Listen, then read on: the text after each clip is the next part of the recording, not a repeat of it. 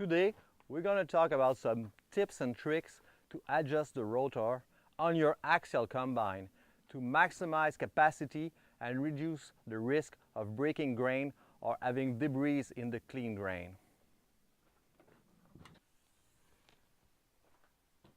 What we want is open a little more the concave and get the ground speed of the combine just right to get it full of material.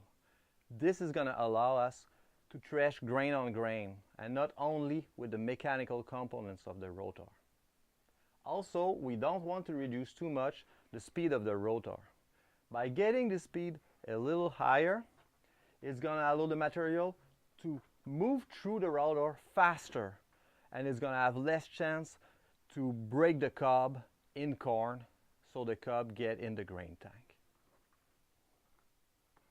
Remember, whatever your problem, we always have a solution. I wish you a very good harvest season.